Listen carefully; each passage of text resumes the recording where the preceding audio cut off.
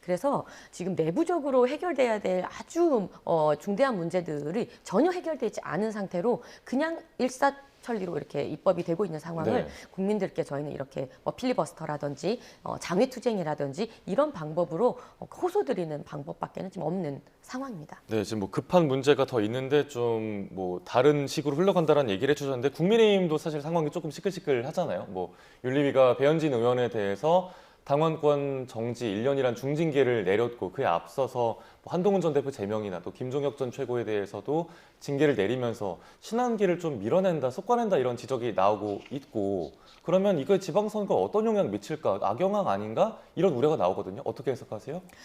이번 이제 배현진 의원의 징계는 사실상 그 징계 사유가 아동 이제 그 미성년자 아동의 사진을 본인의 SNS에 이렇게 박제하면서 아동 학대의 혐의가 있는 약간 이런 부분에 대한 징계입니다. 네. 근데 이런 부분에 대해서 사실상 이것을 어떤 계파의 갈등이라든지 공천권 운운하는 이러한 정치적인 문제가 나오는 것은 저는 확대 해석이라고 생각을 합니다. 사후적인 해석이죠. 그러니까 지도부가 사실 그 아동의 그 사진을 걸라고 지시한 것도 아니고요. 한동훈 전 대표에게 여론을 조작하라고 시킨 것도 아니고요. 이것은 어떻게 보면 사후적인 그런 이제 해석이다. 저는 이렇게 생각을 하고 정확하게 배현진 의원의 징계 사유는 그 아동 사진의 어떤 그런 논란이었습니다.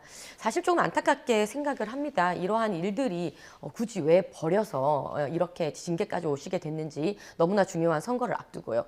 굉장히 좀 안타깝게 생각을 하는데 사실상 이 외에도 여러 가지 이제 논란이 있었습니다. 한동훈 전 대표는 이미 이제 징계가 이제 마무리됐지만 이제 배현진 의원에 대해서는 여러 가지 이제 징계가 사유가 있었습니다. 서울시당을 사유화했다라든지 또 여러 가지 이제 이유가 있었는데 그것은 이번에는 이제 징계가 되지 않았어요. 네. 네, 그래서 그러한 부분들은 조금 이제 보류를 시켰어요. 왜냐하면 그것이 더 정쟁으로 가면 안 되기 때문에 그러한 정쟁이 있을 수 있는 부분들은 완전히 그냥 배제를 했고 아주 그냥 문제가 되는 아동 사진 이런 부분들만 이번에 징계 사유로 들어갔다라는 말씀을 좀 드립니다. 예, 이런 국민의힘 당의 상황을 둘러싸고 보면서 오세훈 서울시장은 좀 다시 한번 윤석열 전 대통령과의 절연을 거듭 요구를 했고요. 장동혁 대표는 그 윤석열 전 대통령이 내란 사건 1심 재판 선고 나오면 입장을 좀 정리해서 발표하겠다고 했거든요. 이런 노선 변화 요구에 응답을 할까요? 어떻게 보세요? 저는 안 할 거라고 보고요. 지금 2월 19일 날 윤석열 전 대통령 내란 재판 저는 유죄가 나올 거라고 보는데 그 결과가 나온 이후에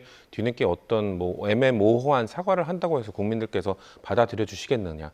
사실 타이밍을 다 놓쳤습니다. 작년에 12월 3일 그 비상계엄 1주년이 됐을 때 그때 뭔가 입장을 밝히셨어야 된다고 생각하고 그리고 그때 지난 다음에 변화를 하겠다라고 선언하신 다음에 연초에 뭔가 메시지를 낼 때 그때도 뭔가 기회를 놓치셨죠. 지금에 와서 국민들이 느끼실 때 결국 사형 판결 내지는 무기징역 판결 나온 다음에 어설픈 절연을 하려고 하는구나라고 느끼시면 그 진정성을 믿어주시겠습니까? 그리고 그 당시에 2월 19일 날 이후에도 저는 그런 명확한 메시지 못 내실 거라고 생각합니다. 사실 지금 친한계 쪽에서 주장하고 있는 내용들, 오세훈 시장이 주장하고 있는 내용들 다 어떻게 응답했습니까? 오세훈 시장에 대한 경고 그리고 뭔가 친한계에 대한 숙청 이런 식으로 다 진행이 되지 않았습니까? 아까 살짝 나왔던 배현진 의원에 대한 징계도 사실 그 아동에 대한 그 글을 올린 것, 사진을 올린 것 좀 매우 부적절한 행위였다고 봅니다만 사실 그 징계에서 지금 묻혀져 있는 것이 징계를 따졌던 것이 4가지거든요. 4가지 중에 하나가 뭐였냐면 윤석열 전 대통령과 김건희 씨에 대한 비판 글을 올린 것. 이거 경고 조치 받았습니다. 네. 그러니까 지금 국민의힘은 본인 정당에서 선출된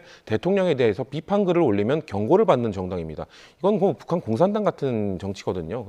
그러니까 공산당 정치, 숙청 정치를 하고 있다라는 비판에서 자유로울 수 없는 겁니다. 그리고 친한계에 대해서는 이렇게 비판을 하고 이렇게 징계를 하면서 반대쪽에서 오히려 윤석열 전 대통령 절연하지 말라고 메시지를 계속 보내는 분 있잖아요. 전한길 씨, 아니면 그 유튜버 고성국 씨 이런 분들에 대해서는 뭐 전혀 징계나 응답이나 이런 것들을 해주지 않으면서 오히려 그분들이 말하는 대로 지금 따라가고 있습니다. 그렇기 때문에 2월 19일 이후에 과연 그런 명확한 메시지를 낼 수 있을 것인가, 노선 변경을 할 수 있을 것인가, 전 못할 거라고 봅니다. 왜냐하면 지금까지 장동혁 대표와 장동혁 지도부가 해왔던 정치의 노선은 전한길 씨나 이런 극우적 성향을 띠는 분들과 결을 같이 해왔기 때문에 그들을 끊어낼 수 없을 거라고 좀 보고 있습니다. 예, 오는 목요일이죠. 19일에 1심 선고가 어떻게 나오는지 그리고 장동혁 대표가 어떤 메시지를 낼지 지켜봐야겠고요.